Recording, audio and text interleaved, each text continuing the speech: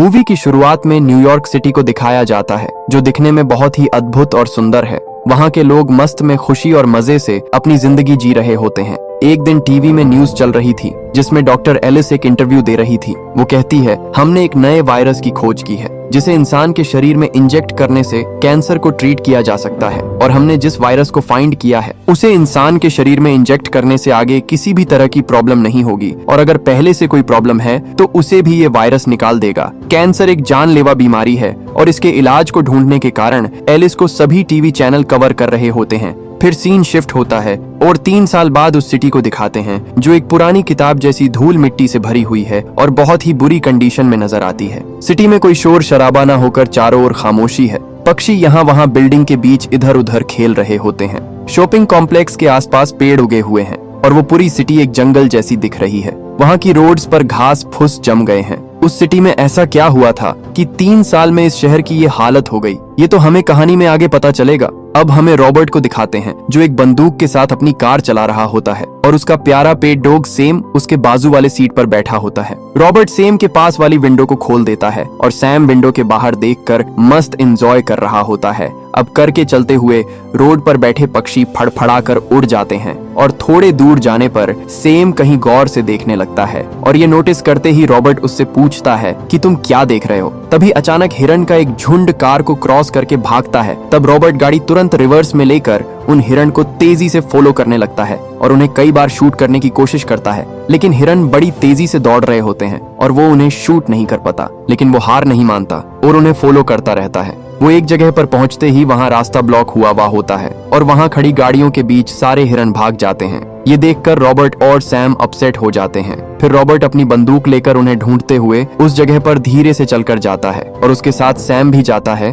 तब कुछ दूरी पर देखते हैं कि सिर्फ एक हिरन एक बिल्डिंग के पास खड़ा है और वो साइलेंटली झाड़ियों में छुपकर उसको शूट करने की कोशिश करता है, लेकिन वो हिरन बिल्डिंग के पीछे चला जाता है। अब रॉबर्ट और सैम आराम से चलकर दूसरी तरफ जाते हैं और वहां से हिरन इनको देखे बिना इन्हीं की तरफ आ रहा होता है। जब वो उसे शूट करने ही वाला था कि तभी वहां एक शेरनी आकर उस हिरन का शिकार कर लेती है। रॉबर्ट उस शेरनी को शूट करने के बारे में सोचता है, लेकिन फिर वहां एक शेर उसके बच्चे के साथ वहां पहुंच जाता है। अपने परिवार के साथ होने के कारण उसे शूट करने के लिए रॉबर्ट का दिल नहीं मानता और झिझकते हुए वो उन्हें देखता ही रहता है। तब उसकी गाड़ी में अलार्म बजता है। शाम के 5:30 बज रहे होते हैं और आसमान को देखता है तो सूरज डूब रहा होता है। अब इसकी आगे 1 मिनट भी बाहर नहीं रुक सकते ये, और अंधेरा होने से पहले घर पहुंचना होगा। ये सोचकर रॉबर्ट और सैम तुरंत अपने घर जाने के लिए निकलते हैं। सूरज डूबने से पहले रॉबर्ट अपने घर पहुंच जाता है और घर के अंदर जाने से पहले वो सेफ्टी के लिए केमिकल से मिक्स हुए एक लिक्विड को घर के बाहर छिड़कता है। उसके बाद वो खाने के लिए कुछ बनाता है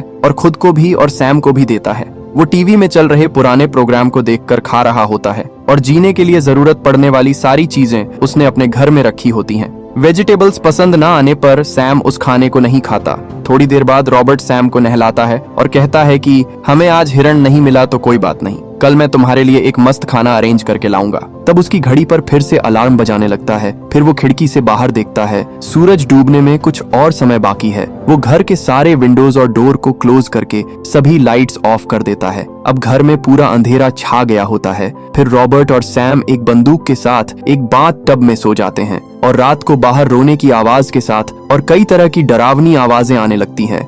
रॉबर्ट मौत के डर को मन में रखते हुए सो रहा होता है। तब उसे कुछ पुरानी घटनाएं याद आती हैं और फ्लैशबैक दिखाते हैं। 3 साल पहले कैंसर की मेडिसिन के नाम पर जिस वायरस को इंसानों के शरीर में इंजेक्ट किया गया था, उस वायरस ने कुछ ही दिनों में अपना काम करना शुरू कर दिया था। उस इंजेक्शन को जिन लोगों ने लिया था, वो सभी लोग ज़ोंबी में बदलने लग गए थे। इस वायरस के तेजी से स्प्रेड होने के कारण रॉबर्ट अपनी वाइफ जोई और अपनी बेटी मार्ली के साथ कहीं जा रहा होता है। वो जोई से उनके रिलेटिव के घर जाकर रहने को कहता है और जरूरी कैश और खाने की चीजें हमेशा साथ रखने की एडवाइस दे रहा होता है। ये सुनकर जोई शॉक हो जाती है और पूछती है कि क्या ये वायरस हवा से भी स्प्रेड होता है। तब अचानक उनकी कार के शीशे में एक ज़ोंबी आकर टकराता है और उस शीशे पर खून लग जाता है। ये देखकर उसकी बेटी मार्ली जोर से रोने लगती है और रॉबर्ट उसका रोना बंद करवाकर उन्हें बाहर ले जाता है। वहाँ उस वायरस से जो इन्फेक्ट नहीं हुए हैं, उन लोगों को चेक करके उस आइलैंड से बाहर निकाला जा रहा होता है और ये लोग वेट कर रहे होते हैं। लोगों की आंखों को स्कैन करके जो लोग इन्फेक्ट नहीं हुए हैं, उन लोगों को अंदर भेजते हैं और उन्हें सेपरेट रखते हैं। तब रॉबर्ट अपनी फैमिली के साथ उस लाइन में खड़ा होता है और वहाँ अफेक्टेड लोगों को अलग लाइन में भेजते हैं। तब वहाँ एक लेडी रोते हुए उस ऑफिसर से रिक्वेस्ट कर रही होती है कि मैं इन्फेक्ट नहीं हूँ, एटलीस्ट मेरे बच्चे को तो यहाँ से लेकर जाइए प्लीज। और तब उसकी आंखों से खून भरे आंसू निकलते हैं और ये देखकर रॉबर्ट बहुत ही ज्यादा सैड फील करता है। मार्ली का टेस्ट का रिजल्ट नॉर्मल आता है, लेकिन जोई का टेस्ट रिजल्ट नेगेटिव आता है और वो इन्फेक्ट है ये कहकर उसको ले जा रहे होते हैं। तब रॉबर्ट उनसे रिक्वेस्ट करके उसे फिर से चेक करने को कहता है और वो आर्मी में डॉक्टर होने के कारण वो लोग एग्री करते हैं और उसे फिर से टेस्ट करते हैं। अब रिजल्ट नॉर्मल आता है और वो मार्ली और जोई को एक हेलीकॉप्टर तक छोड़ देता है। हेलीकॉप्टर में बैठी मार्ली उसके पेट डॉग सैम को रॉबर्ट के पास लेकर कहती है ये आपका साथी बनकर रहेगा, और वो उसे ले लेता है। रॉबर्ट हेलीकॉप्टर को उड़ते हुए देखता ही रहता है कि अचानक एक जेट से ब्रिज पर बम फेंका जाता है और वो ब्रिज कोलैप्स होकर पानी में गिर जाता है। तब तक एक दूसरे हेलीकॉप्टर के वहां से निकलते ही कुछ लोग उसे पकड़कर खींचने लगते हैं। तब वो लड़खड़ाते हुए जोई और मार्ली के उस हेलीकॉप्टर को ठोक देता है और अब फिर सब कुछ कोलैप्स हो जाता है। वर्ल्ड की पॉपुलेशन में से 90% लोग इस वायरस से इन्फेक्ट हुए होते हैं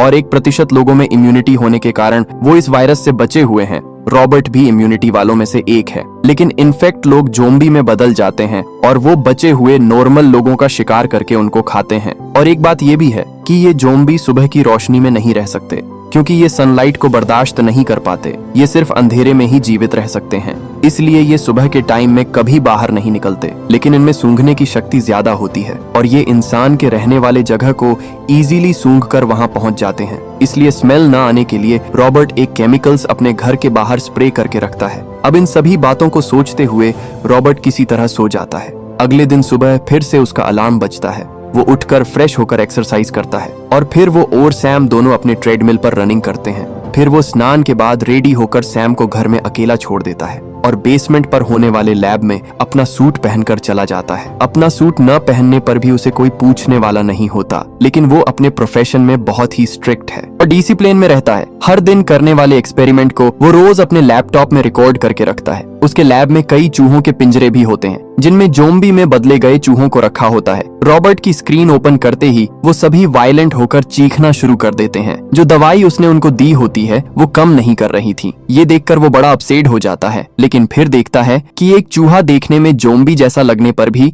वो वायलेंट ना होकर शांत रहता है। उसे दी गई दावा का असर वो देखने के कारण वो उस दावा के नाम को नोट कर लेता है। अब इस दावा का चूहे पर असर होने के कारण वो एक ज़ोंबी को ये दवा देकर ट्राई करने के बारे में सोचता है। फिर वो सैम के साथ फिर से घर के बाहर निकलता है और रास्ते में एक डीवीडी शॉप के पास अपनी कार रोकता है और शॉप के बाहर रखे हुए 2 पुतलों को गुड मॉर्निंग कहकर अंदर जाता है। वहाँ के पुतले सभी रियल इंसानों की तरह लगते हैं और अंदर जाते ही वहाँ कुछ पुतले शॉपिंग करने की पोज में रखे होते हैं। उनमें से एक पुतले को स्टेयर करते हुए वो काउंटर पर जाता है और उस काउंटर में भी एक पुतला बैठा होता है और रॉबर्ट उसके साथ कुछ बातें करके निकल जाता है। सिटी में उसके साथ कोई ना होने के कारण रॉबर्ट अपने अकेलेपन को दूर करने के लिए ऐसे पुतलों को बनाकर उन सभी से बात करता है और वो उनको नाम भी दे देता है। ऐसी सिचुएशन हमारी लाइफ में नहीं आ सकती, लेकिन फिर भी मैं आपसे पूछता हूँ, अगर आप लोग रॉबर्ट की जगह होते, इस दुनिया में अकेले फैंस गए होते, तो आप अकेलेपन को दूर करने के लिए क्या क्या करते हैं? ये कमेंट करके जरूर बताना।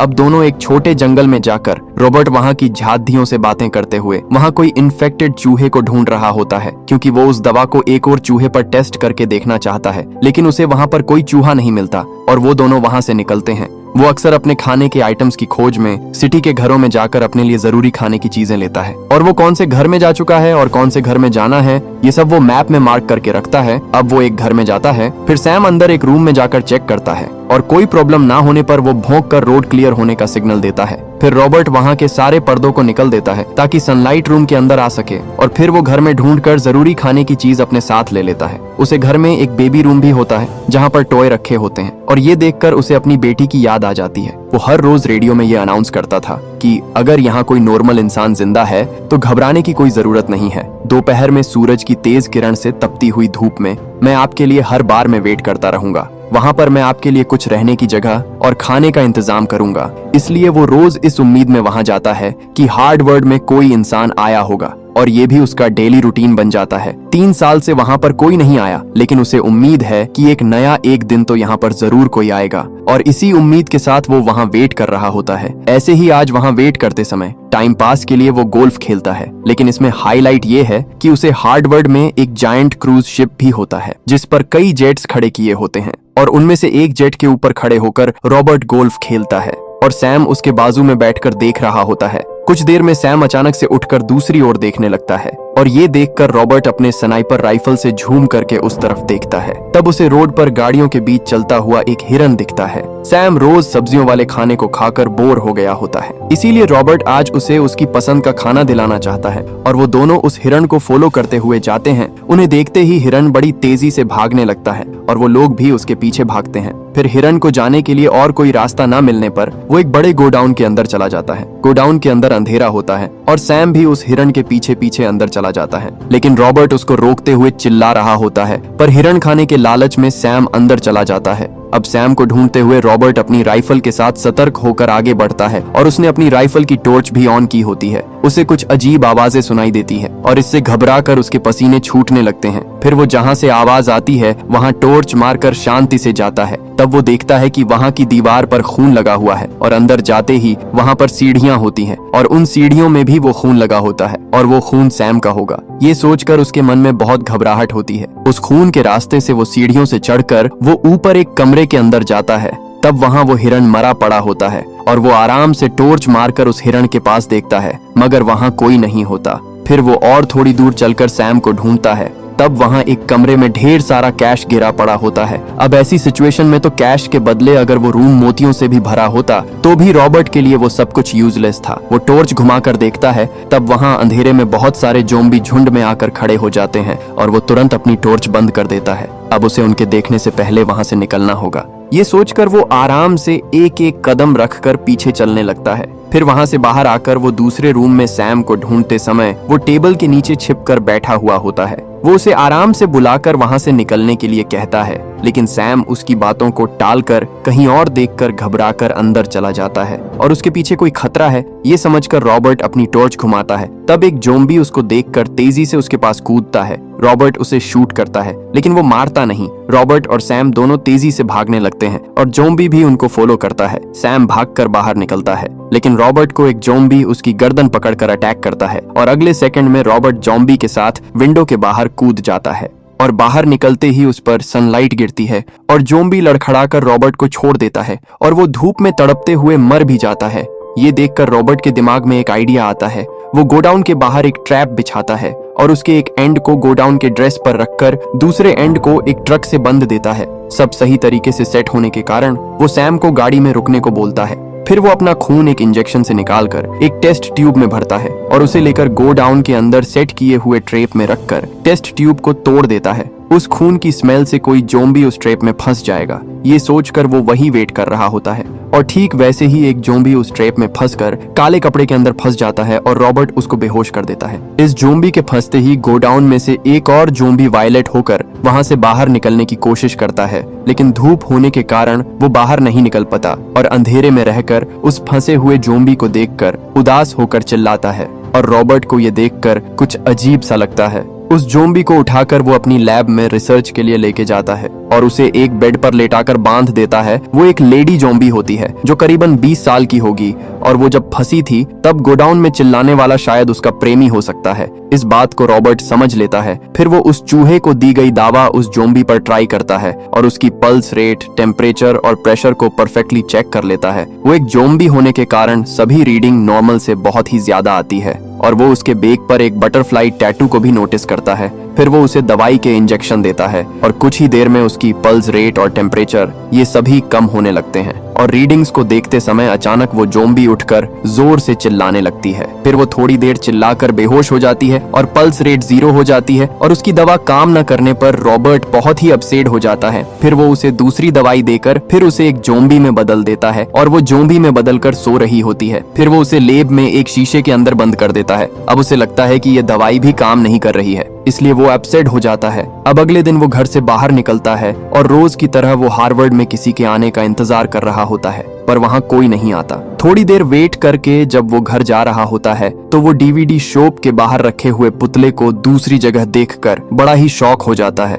अब उसे कुछ समझ में नहीं आता कि वो पुतला वहाँ कैसे आया और वो चिल्लाकर पूछता है कि ये सब किसने किया, और चिल्लाते हुए वो उस पुतले को शूट करता है। वो टूटकर गिर जाने पर रॉबर्ट उदास हो जाता है और वो उसके पास जाकर पैर रखता है। तभी वहाँ पास में खड़ी कार मूव होने लगती है और वहाँ से हटने के पहले ही उसका पैर उस ट्रेप में फंसकर वो उल्टा लटक जाता है। रॉबर्ट ने पहला जिस तरह से उस लेडी ज़ॉम्बी को उस ट्रैप में फंसाया था, ठीक उसी तरह अब वो भी एक ट्रैप में फंस गया है और वो बेहोश भी हो जाता है। फिर शाम होते ही सूरज डूबने लगता है। रॉबर्ट के सर पर चोट आने से उसके सर से खून निकलता है और सैम उसके चारों ओर चक्कर लगाकर उस पर भौंकने लगता है। शाम के 5:30 बजते हैं। उसकी गाड़ी में अलार्म बजाने लगता है और रॉबर्ट अपनी आंखें खोलकर देखता है कि अंधेरा होना शुरू हो गया है। वो जल्दबाजी में अपने पॉकेट से एक नाइफ निकालता है और उस रस्सी को काट देता है। कहते हैं इंसान का वक्त जब बुरा होता है तो उस पर मुसीबत का पहाड़ टूट पड़ता है, और ठीक उसी तरह रॉबर्ट को एक के बाद एक मुसीबत का सामना करना पड़ रहा है। रस्सी काट के नीचे गिरने पर उसके हाथ पर जो चाकू होता है उससे उसके पांव पर चोट लग जाती है और अंधेरा हो रहा होता है। रॉबर्ट किसी तरह धीरे धीरे मूव होकर अपनी कार के पास जाने की कोशिश करता है। तब सैम एक अंधेरे से भरी जगह को पर भौंकने लगता है। रॉबर्ट वहां देखता है कि उस अंधेरे में वो ज़ॉम्बी ढेर सारे ज़ॉम्बी में बदले कुत्तों को भगाकर रॉबर्ट के पास भेजता है और वो सभी कुत्ते रॉबर्ट को काटने आते हैं। लेकिन सूरज की किरण अभी भी उस रोड पर पड़ती है और वो कुत्ते इससे ज्यादा आगे नहीं बढ़ पाते। वो जोर जोर से भौंक रहे होते हैं। फिर सूरज के पूरी तरह डूबने से वो किनारे वहां से निकल जाते हैं और फिर वो कुत्ते बड़ी तेजी से रॉबर्ट और सैम के पास भागकर उन्हें काटने की कोशिश करते हैं। रॉबर्ट उन्हें शूट करने की कोशिश करता है, लेकिन तब तक एक कुत्ता सैम को काट लेता है और दूसरा कुत्ता जब रॉबर्ट को काटने के लिए उसके एकदम पास आता है तब सैम तुरंत उसको बचाकर खुद घायल हो जाता है। फिर वो सभी कुत्तों को शूट करके मार डालता है और उस ज़ॉम्बी के आने से पहले ही वो सैम को उठाकर अपनी कार में बैठाकर अपने घर चला जाता है। फिर वो सैम को अपनी लैब में ले जाकर उसे किसी दवा का इंजेक्शन देता है और वो एकदम बच्चे की तरह उसे अपने गोद में लेकर वहां बैठ जाता है। फिर वो उसके लिए गाना गा रहा होता है और थोड़ी देर में सैम में भी ज़ॉम्बी में बदलने के लक्षण दिखाई देते हैं। उसके बाल झड़ने लगते हैं और उसकी आंखें भी बदलने लगती हैं। रॉबर्ट उदास होकर देख रहा होता है। तब अचानक वो एक ज़ॉम्बी में बदलकर उसको काटने आता है। तब रॉबर्ट उसका गला दबाकर उसको मार डालता है।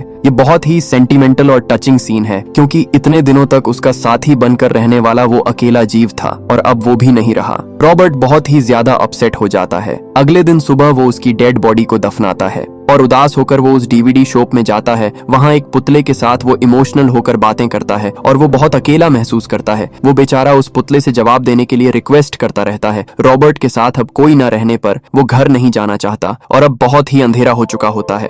एब्सेड होकर कार चलते समय रास्ते में ढेर सारे ज़ॉम्बी आते हैं और जितने हो सके उतने ज़ॉम्बी को वो अपनी कार से ठोककर मार डालता है और वहां जबरदस्त हमला होता है। उस लड़ाई में उसकी कार डैमेज हो जाती है। ज़ॉम्बी अब उसे अटैक करने आ रहे होते हैं, लेकिन उसकी कार स्टार्ट नहीं होती और सारे ज़ॉम्बी आकर कार पर झपटते हैं और वो कार पलट जाती है। तब वो लवर ज़ॉम्बी उसके पास धीरे से आकर उसे काटने ही वाला होता है कि अचानक वहां तेज रोशनी आती है और वो उसको देखकर भाग जाते हैं। फिर बेहोशी में रॉबर्ट को कुछ बातें समझ में आती है कि कोई लड़की उसको बचा कर ले जा रही है और वो अपना एड्रेस बताता है और सीढ़ियों पर केमिकल स्प्रे करना है और ऐसे कुछ बातें वो गुनगुना रहा होता है। लेकिन बेहोशी में बताने के कारण उस लाडीडीडीएचकी को कुछ समझ नहीं आता। अगले दिन वो अपनी आंखें खोलता है। तब वो अपने घर के सोफे में सो रहा होता है। टीवी में कार्टून चल रहा था और उसके पैर पर नाइफ से लगे घाव पर वो स्टिचेस को नोट करता है। तब किचन से कुछ आवाज आती है और वो धीरे से एक बंदूक निकालकर किचन की तरफ जाता है। वहाँ डाइनिंग टेबल पर एक लड़का बैठा हुआ होता है जिसका नाम है नेथन है और एना खाना पका रही थी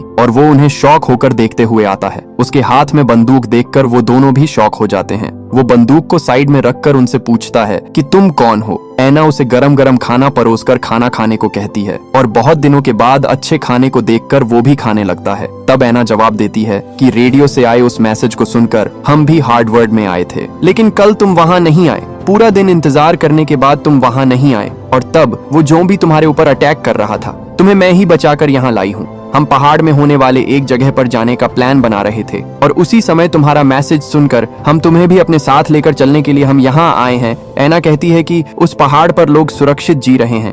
ये सुनकर रॉबर्ट गुस्से में कहता है कि ऐसी कोई सेफ जगह नहीं है। फिर वो उसे एक्सप्लेन करती है कि पहाड़ी इलाकों में ठंड ज्यादा होने के कारण जोम्बी सरवाइव नहीं कर सकते और इसीलिए वहाँ के लोग सुरक्षित रह सकते हैं। और ये सब सुनकर रॉबर्ट गुस्से में अपनी थाली को फेंक देता है। वो दोनों शॉक होकर उसको देखने लगते हैं। फिर वो अपने गुस्से को रियलाइज करता है और कहता है कि मैं थोड़ी देर में आता हूँ, और वहाँ से ऊपर वाले कमरे में चला जाता है। थोड़ी देर अकेले बैठकर वो फिर नीचे आता है। तब नेथन टीवी में कार्टून देख रहा होता है। वो अब आगे क्या करेगा ये सोचकर एना उसको देख रही होती है। तब वो टीवी में चल रहे कार्टून के डायलॉग बोलने लगता है और उसे देखकर नेथन एक्साइट हो जाता है। एना उसको थोड़ी देर तक देखती रहती है और उसको पता लग जाता है कि ये जोम्बी में नहीं बदला है, यानी कि इस पर जोम्बी के कोई भी काटने के निशान नहीं है और कोई भी काटने के लक्षण नहीं दिखाई दे रहे हैं। फिर रॉबर्ट एना के पास जाकर नॉर्मल तरीके से बातें करने लगता है। तब वो उसे कहती है, तुम्हारी तरह ही हम 5 लोगों में भी इम्यूनिटी है। एक दिन क्रूज में खाना ले जाते समय अंदर फंस गए थे और इतने दिनों तक हम वहीं पर थे।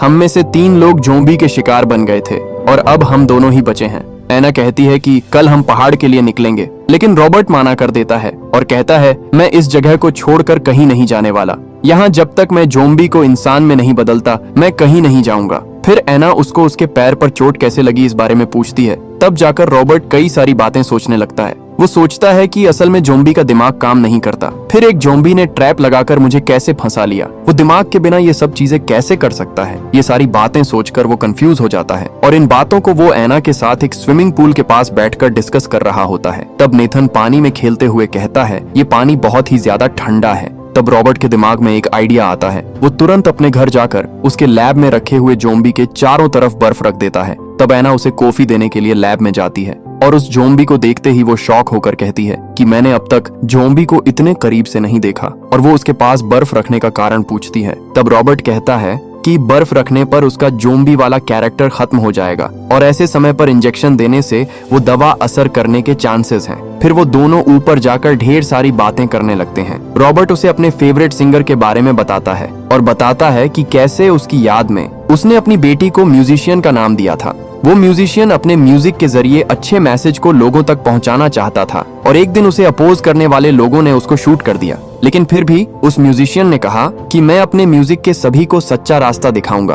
अब रॉबर्ट कहता है कि मैं भी अब ऐसी सिचुएशन में हूँ और यहाँ के लोगों को बचाकर ही रहूंगा। ये सुनकर एना उससे काफी इम्प्रेस हो जाती है और फिर से अंधेरा होने लगता है और रॉबर्ट घर के दरवाजे और खिड़कियों को बंद कर रहा होता है। एना फिर से पहाड़ पर जाने की बात करती है। वो उसे उसके साथ चलने को कहती है, लेकिन रॉबर्ट उसको मना कर देता है। फिर वो कहती है कि तुम 3 साल से हार्डवर्ड में वेट कर रहे थे, लेकिन कल ही क्यों मेरा वहां आना हुआ और कल ही क्यों तुम्हारा जोम्बी के साथ झगड़ा हुआ और मैंने तुम्हें उनसे क्यों बचाया। जरा इन सब के बारे में सोचो। हमारा पहाड़ पर जाना ही भगवान की इच्छा है। लेकिन इतना कुछ समझने के बाद भी वो उसको मना करता है। वो कहता है, इस वायरस से 99% लोग इन्फेक्ट हुए हैं और वो सभी लोग जोम्बी बनकर तुम्हारी और मेरी तरह इम्यूनिटी से बचे हुए लोगों को खत्म करना चाहते हैं। क्या ये सब भी भगवान की इच्छा है? हालांकि एना के पास इस सवाल का जवाब नहीं होता। तब अचानक बाहर से कुछ अजीब आवाजें आती है। वो एना से लाइट ऑफ करने को बोलता है और विंडो से बाहर देखता है। इसके घर का पता लगाकर वहां से जोम्बी इन पर अटैक करने आ रहे होते हैं। रॉबर्ट ने पहले ही घर के बाहर कुछ सेफ्टी अरेंजमेंट की होती है और वो सबसे पहले घर के बाहर की सारी लाइट्स ऑन कर देता है,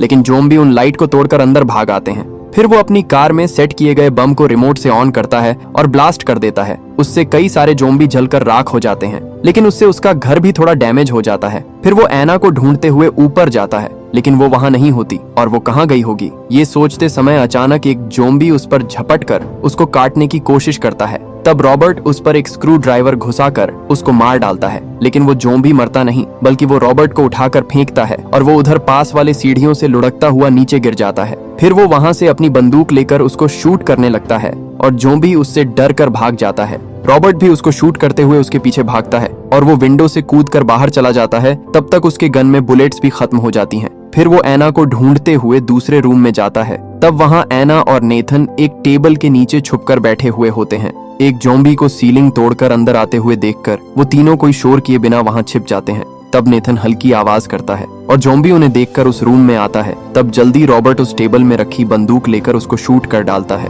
बाहर कुछ आवाजें आती है और वो खिड़की से बाहर देखता है। वहां वो लवर जोम्बी कई सारे जोम्बी को साथ लेकर आया हुआ था और उसके ऑर्डर देते ही सारे जोम्बी घर की तरफ भाग कर आते हैं। ये देखकर तीनों लोग नीचे लैब में चले जाते हैं और वहां उस शीशे वाले रूम में जाकर छुप जाते हैं। तब वो लोग उस लेडी जोम्बी को नोटिस करते हैं। वो धीरे धीरे रिकवर हो रही होती है और रॉबर्ट ये सोचकर खुश होता है कि उसकी दवा काम कर रही है। तब सभी ज़ोंबी वहां पहुंच जाते हैं और लवर ज़ोंबी उस रूम के शीशे को तोड़ने की कोशिश करने लगता है। रॉबर्ट उसे चिल्लाकर कह रहा था कि इन सब के लिए मैंने दवा खोज रखी है और तुम सबको मैं ठीक करूंगा, लेकिन वो सब लैब में तोड़फोड़ करने लगते हैं। फिर बाकी ज़ोंबी को कंट्रोल करके सिर्फ लवर ज़ोंबी आगे आकर उस शीशे को पटकर तोड़ने की कोशिश करता है। कुछ देर बाद उस शीशे में कहीं क्रैक पड़ जाते हैं। अब वो उस शीशे को तोड़कर अंदर आते हैं। अब इन लोगों को लगने लगा कि इनका खेल खत्म होने वाला है कि तभी वो ज़ोंबी चिल्लाना बंद कर देता है और उस शीशे में एक बटरफ्लाई शेप बनाता है और इसको देखकर रॉबर्ट को सब कुछ समझ में आ जाता है। वो समझ जाता है कि वो उस लेडी ज़ोंबी को लेकर जाने के लिए ही यहाँ आया है। वो अपनी बंदूक नीचे रख देता है और उस लेडी ज़ोंबी को दी जा रही दवा को निकाल देता है।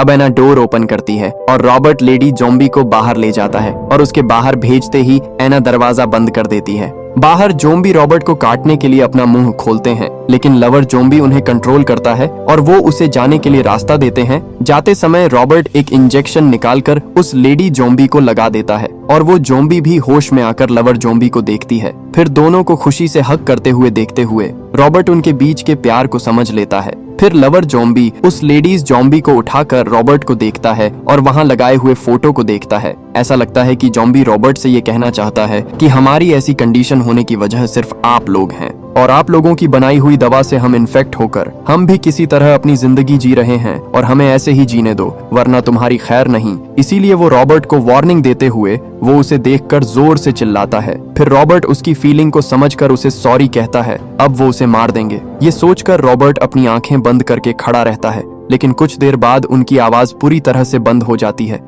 तब रॉबर्ट अपनी आंखें खोलकर देखता है कि वहां कोई भी ज़ोंबी नहीं है और तब जाकर रॉबर्ट की जान में जान आती है। वो अपने रिसर्च को छोड़कर अगले दिन सुबह होते ही वो तीनों एना की कही हुई पहाड़ी जगह पर जा रहे होते हैं और जाते समय एना अपनी वॉइस में कहती है, अगर यहाँ कोई नॉर्मल इंसान जिंदा है तो घबराने की कोई जरूरत नहीं, आप अकेले नहीं हैं, आपके लिए रहने की जगह और खाने का इंतजाम हम करेंगे और डरने की कोई जरूरत नहीं है। ऐसा कहकर वो अपने सफर पर निकल जाते हैं।